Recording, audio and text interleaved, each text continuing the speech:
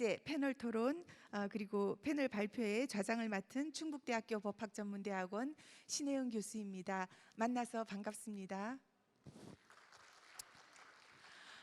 오늘 대국민 보고의 자리는 국가지식재산 컨트롤 타워인 지식재산위원회의 10년을 돌아보고 국민과 함께 위원회의 미래를 설계해보는 시간이라고 할 수 있습니다. 이를 위해 먼저 과학기술정책연구원 손수정 선임연구원의 발제를 들은 후에 5분의 패널분들의 발표를 들어보도록 하겠습니다. 발제와 발표가 모두 끝나면 발제자와 토론자를 모시고 종합토론을 진행하도록 하겠습니다. 현재 유튜브, 페이스북, 네이버 TV 그리고 카카오 TV를 통해서도 많은 분들이 함께 하고 계신 것으로 알고 있습니다. 궁금한 내용이 있으시면 채팅창을 통해서 질문을 남겨주시기 바랍니다. 그럼 먼저 손수정 박사님의 발제를 들어보도록 할 텐데요. 과학기술정책연구원 손수정 선임 연구위원께서는 국회 예산정책처 예산분석관을 역임하신 바 있습니다. 오늘 국가지식재산위원회 10년의 성과 및 미래에 대해서 발제를 해주시겠습니다. 손수정 박사님을 큰 박수로 맞이해 주십시오.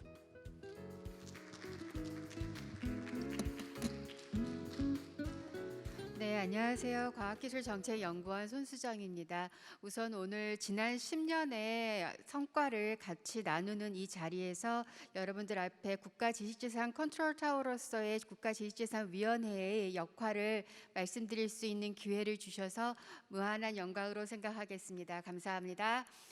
오늘 제가 말씀드릴 내용은 국가지식재산위원회가 과연 국가의 지식재산 컨트롤 타워로서 지난 10년간 어떤 일들을 해왔는지, 그리고 어려운 상황이었지만 한정된 상황이었지만 어떤 성과를 거두어 왔는지에 대해서 함께 이야기 나눠보는 자리라고 보시면 되겠습니다.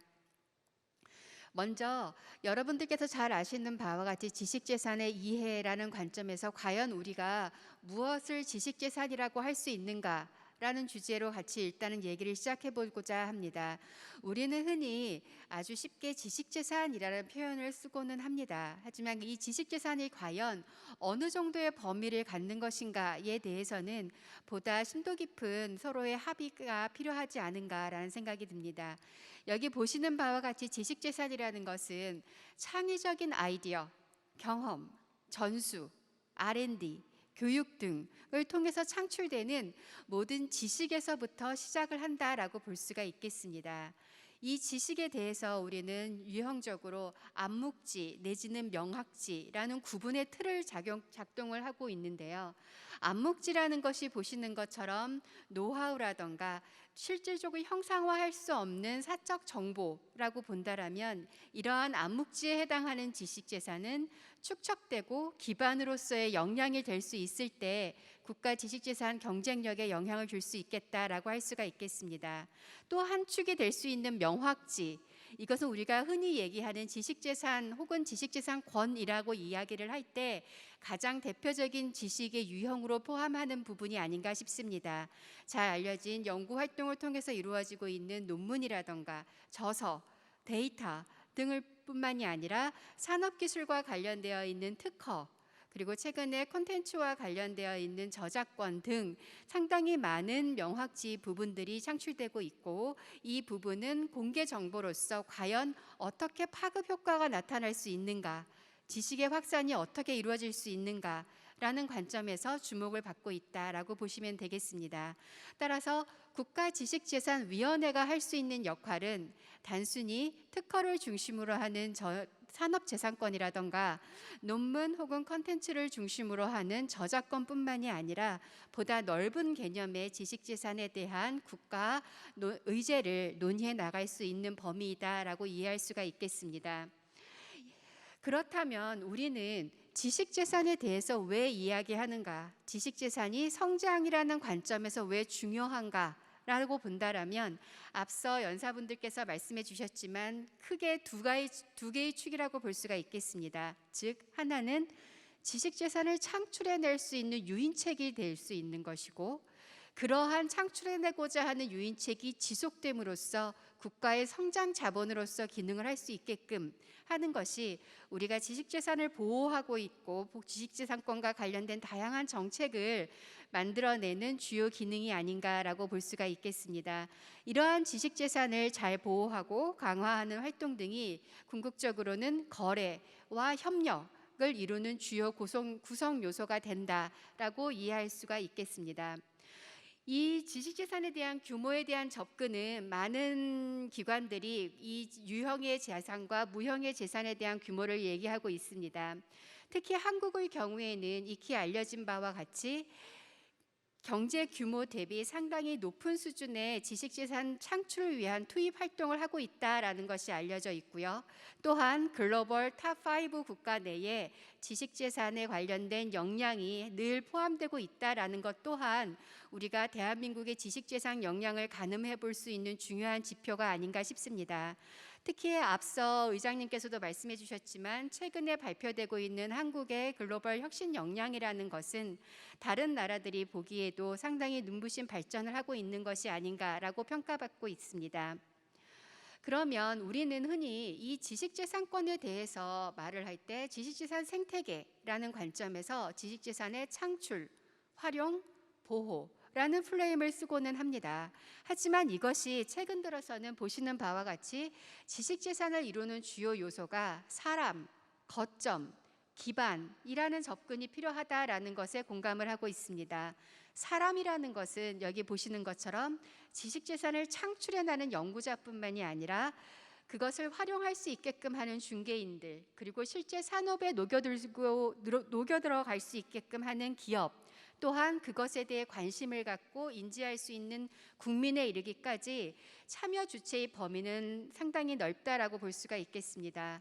플랫폼 역시 마찬가지입니다. 지식재산을 창출해내는 공공연구기관 혹은 민간 연구기관뿐 아니라 실질적으로 이것이 산업에서 활성화되고 경제적 부가가치를 창출해낼 수 있는 클러스터 등도 플랫폼이 될 수 있으며, 최근에 이슈가 되고 있는 메타버스 또한 우리가 고려해 볼 수 있는 또 다른 플랫폼으로 등장하고 있다라고 볼 수가 있겠습니다.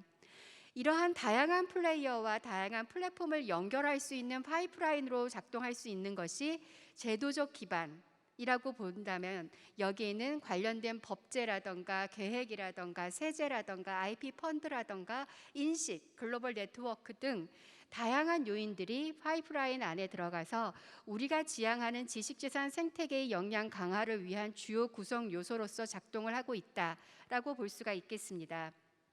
다음은 지식재산 환경의 전개에 대해서 이야기해 보도록 하겠습니다. 앞서 백만기 의장님께서 말씀하셨던 것처럼 국가별로 지식재산과 관련된 환경 조성의 역사는 다릅니다.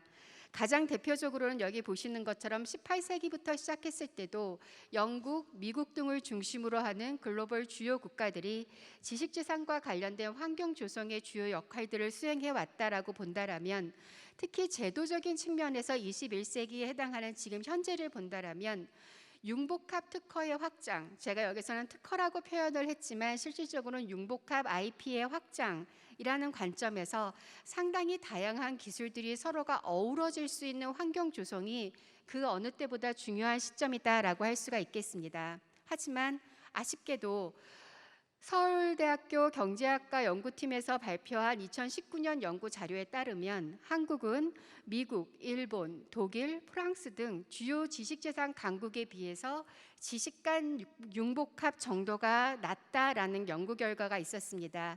즉, 다양한 주체들이, 다양한 조직들이, 다양한 분야들이, 다양한 기술 영역들이 서로 어우러져서 새로운 콘텐츠를, 새로운 개념을 설계하는 분야에 있어서만큼은 한국이 위기사항이 아닌가라는 부분을 강조할 수 있는 연구 결과라고 보겠습니다. 이러한 상황에서도 한국은 보시는 바와 같이 관련 법제들이 지속적으로 확장되어 왔습니다. 우리가 흔히 알고 있는 특허법이라던가 저작권법뿐만이 아니라 보시는 바와 같이 2000년 들어 기술 이전법이 제정되면서 기술을 어떻게 창출하고 그 기술을 통한 부가가치를 창출하기 위해서 어떻게 활용할 수 있는가라는 관심이 중대됐었고요. 특히 2000년 후반 들어 한국에는 IP 비즈니스라는 개념이 인지되기 시작했습니다.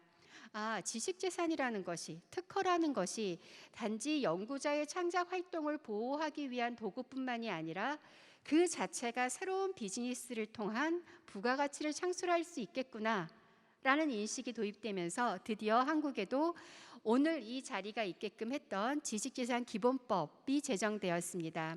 지식재산기본법 제정을 통해서 실질적으로 국가지식재산위원회도 설립이 되고 국가지식재산 컨트롤타워로서 관련된 다양한 정책들이 어떻게 어우러질 수 있는가에 해당하는 기본계획 수립 등 한 발짝 더 나아간 국가지식재산 플레이워크를 만들 수 있었던 계기가 되었다라고 볼 수가 있겠습니다. 이를 통해서 한국은 보시는 바와 같이 지난 10년간 PCT 출원, 표준특허, 컨텐츠 산업 등 다양한 지식재산 분야에서 경제적 부가가치 혹은 기술적 부가가치를 확대하는 결과를 이끌어왔다라고 할 수가 있겠습니다. 하지만 이것보다 더 중요한 성과는 실질적으로 국민들로 하여금 그리고 정부 각 관계자들로 하여금 지식재산이라는 것이 R&D 정책을 수행하는 데 있어서 하나의 중요한 툴이다라는 걸 인식할 수 있게끔 했고 국가가 지식재산을 보호하는 역할, 국가 지식재산 경쟁력을 강화하는 것이 성장을 위해서 중요한 발판이 된다라는 인식을 공감할 수 있게끔 했던 것은 그 어느 것보다도 중요한 기여가 아니었나라고 생각이 됩니다. 그렇다면 지금부터는 국가지식재산위원회가 지난 10년간 이런 일들을 했어요. 어려운 상황이었지만 제한된 재원이었지만 그럼에도 불구하고 이런 역할들을 했으니 한 번쯤은 어깨 다독여 주세요라는 관점에서 어떤 일들을 했는지를 한번 얘기해 보도록 하겠습니다.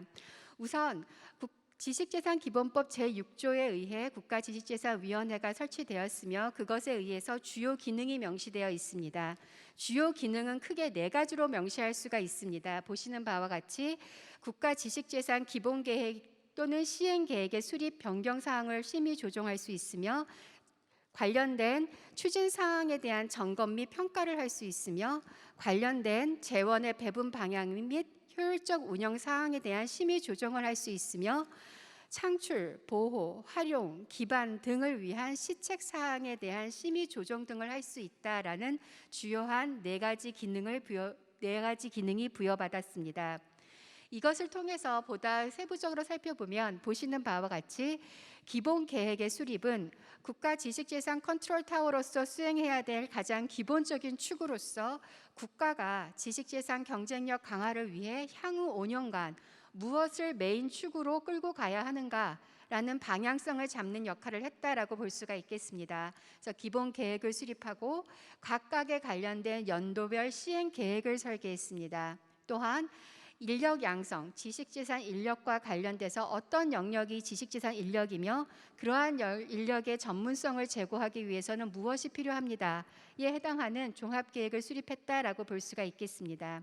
여기서 한 발짝 더 나아가 본다라면 한 해에 시행 계획을 수립하는 것에서 끝나는 것이 아니라 앞서 말씀드렸던 법적으로 부여된 역할을 수행하기 위해서 예를 들어 2020년 시행 계획을 위해서는 2019년 시행 계획에 대한 점검 평가를 수행을 하고 그 결과를 반영한 2020년도 시행 계획을 수립하며 그거에 따라서 차년도 재원 배분 조정을 하는 것까지가 모두 국가지식재산위원회의 기본 역할이다라고 본다라면 국가지식재산위원회의 역할이 얼마나 광범위하고 국가의 지식재산 경쟁력을 위해서 얼마나 중요한 축을 담당하고 있는가라는 부분에 대해서 공감해 주실 수 있을 것 같습니다.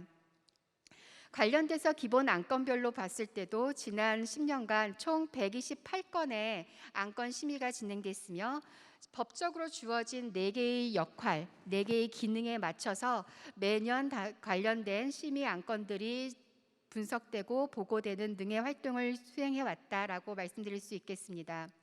이것뿐만이 아니라 주요 이슈 대응을 위한 특별위원회가 추진되었습니다. 즉 국가가 거시적인 관점에서 지식재산에 무엇을 바라봐야 되는가, 국가가 글로벌 관점에서 지식재산에 관련된 어떤 의제를 리딩해 가야 되는가라는 관점에서 접근했다라고 본다라면 1번에 해당하는 것처럼 차세대 지식재산 특별위원회 이미 2016년 초연결, 초지능 등으로 대변되는 4차 산업혁명 시대의 논의가 필요한 지식재산 이슈들에 대해서 분석하고 각계각층에 있는 전문가들의 의견을 모으는 작업을 수행을 했습니다. 특히 이를 통해서 빅데이터의 이용, 보호, 활용과 관련된 개인정보 비식별 조치 가이드라인을 작성해서 배포함으로써 현장에서 이 개인정보라는 것이 과연 어떤 역할을 할 수 있는가에 대한 가이드라인 기능을 했다라고 보시면 되겠습니다. 두 번째는 해외 진출 중소기업의 지식재산 전략 지원을 위한 특별위원회를 구성하고 실질적으로 국내 중소기업이 해외 진출할 때 불리하거나 혹은 필요로 한 지식재산 관련된 주요 이슈들을 논의하면서 해외 시장 진출에 힘을 실어주는 활동을 했다라고 볼 수가 있겠습니다. 세 번째는 바이오 분야입니다. 바이오 산업의 IP 특별위원회를 통해서 초고령 사회를 위한 바이오 산업 경쟁력 강화, 특히 글로벌 선도할 수 있는 기술 확보를 위한 융복합화에 관련된 주요 규제들이 무엇인가, 그거와 관련된 IP 확보 방안이 무엇인가 등을 이슈화하는 노력을 수행을 했습니다. 네 번째는 최근 가장 핫한 이슈라고도 할 수가 있겠죠. 인공지능 관련된 IP 특별전문위원회를 구성을 하고 AI 관련된 IP 이슈가 단지 국내에 한정된 것이 아니라 글로벌 관점에서 어떻게 공감되고 어떻게 규범화돼야 하는가라는 관점의 논의들이 이루어지고 있다라고 보시면 되겠습니다. 또한 정책 홍보 및 소통을 위한 네트워크 활동 또한 활성화되어 왔습니다. 무엇보다 한국에는 국가 지식재산 네트워크를 통해서 다양한 지식재산 관련된 정책을 수행하는 연구계, 산업계, 정부, 그리고 민간 등이 다양한 채널을 통해서 모여서 함께 이슈화하고 관련된 이 주제를 논의하는 자리를 만들었다라고 보시면 되겠습니다. 그리고 지식재산의 날을 제정을 해서 일반 국민 또한 그리고 초, 중, 고 학생들 또한 국가가 성장하는 데 있어서의 지식재산이 어떤 기능을 해야 하는가에 대한 인식을 높이는 계기를 마련해 주었다라고 볼 수가 있겠습니다. 그리고 무엇보다도 젊은 세대들을 위한, 특히 기업가들을 위한, 스타트업을 하고자 하는 젊은 세대들을 위한 지식재산 토크 콘서트는 현장에서 실제로 필요로 하는 지식재산 이슈가 무엇인지에 대해서 공감하고 소통하고 정책 이슈를 제시하는 기능을 수행하고 있다라고 볼 수가 있겠습니다. 또한 지식재산 정책 수범 사례 두 가지를 말씀드리겠습니다. 지식재산권 소송에 관할 집중. 이 자리에 계신 많은 분들이 이미 오랜 시간 동안 이 부분에 대해서 개정의 필요성을 반복해서 요청을 하고 계셨던 것을 알고 있습니다. 국가지식재산위원회 역시 이 부분에 대한 현장에 계시는 전문가들과 함께 논의를 이끌어 가서 결과적으로는 2015년에 지식재산권 분쟁 해결제도 선진화 특별전문위원회를 구성한 결과에 의해서 관련된 법률 개정안을 통과시키는 쾌거를 거두었다라고 볼 수가 있겠습니다. 다음은 징벌적 손해제도 배상 제도의 도입. 이 부분에 대해서는 여전히 징벌적 손해배상 규모가 충분치 않다라는 우려의 목소리도 있지만 그럼에도 불구하고 일단 징벌적 손해배상 제도를 도입했다라는 것에 큰 의의를 두고자 합니다. 그렇다면 앞으로는 우리가 무엇을 준비해 나가야 되는가라는 것에 대해서 이후에 토론해 주시는 분들께서 세부 주제별로 앞으로 필요한 방향에 대해서 말씀을 해주실 것이기 때문에 저는 큰 방향성에 대해서만 말씀을 드리도록 하겠습니다. 앞서 제가 지식재산 생태계와 관련된 주요 세 가지 P, 3P를 말씀드렸습니다. 이것에 관련돼서도 마찬가지입니다. 국가지식재산위원회에서는 거시적 환경 관점에서 바라봐 주어야 된다는 것입니다. 사람, 플랫폼, 연결 등에 의한 최선의 지식재산 생태계 조성이 무엇이며 그것을 위한 관련 정책의 유기적 관계 조성은 어느 방향으로 가야 되는가에 대한 이슈를 지속적으로 이야기할 수 있는 지식재산위원회가 될 수 있도록 할 필요가 있겠습니다. 또한 세부적으로 보신다라면 주체 연계 부분만 간단히 말씀드리도록 하겠습니다. 이제는 더 이상 연구계를 통한 지식재산 창출, 산업계를 통한 지식재산 활용이라는 분리된 구조로서는 더 이상 융복합화 시대, 디지털화 시대의 지식재산 경쟁력 강화를 이끌어낼 수가 없습니다. 다양한 주체들이 연구계와 산업계가 함께 창출하고 함께 활용할 수 있는 환경 조성을 어떻게 해줄 수 있는가라는 관점의 접근이 필요한 시점이다라고 볼 수가 있겠습니다. 이는 시스템에서도 마찬가지입니다. 시스템에서도 지역 밸류체인, 글로벌 밸류체인 등 각 밸류체인을 구성하고 있는 시스템 간 어떻게 연계해서 함께 갈 수 있는가 등의 노력이 필요한 시점, 그리고 그것을 위한 환경 조성이라던가 정책에 대한 방향성을 이야기해 줄 수 있는 곳이 국가지식재산 컨트롤 타워로서의 국가지식재산위원회의 역할이 아닌가라고 보고 있습니다. 다음은 아마 이후에 발표하실 분들이 많이 말씀을 해주실 것 같은데요. 기술 패권을 심화해서 지식재산권과 관련된 이슈를 어떻게 이야기할 수 있는가. 특히 최근에 얘기되고 있는 미국 바이든 대통령이 미국 대표부의 혁신 및 지식재산권 수석 협상 대표를 임명한 것은 미국이 지식재산이 과연 얼마나 중요한 이슈인지 앞서 연사분들께서도 말씀해 주셨던 것처럼 IP 정책과 R&D 정책뿐만이 아니라 통상 정책이라는 것이 어떻게 함께 가야 하는 것인지에 대한 하나의 시그널을 보내고 있는 게 아닌가라고 볼 수가 있겠습니다.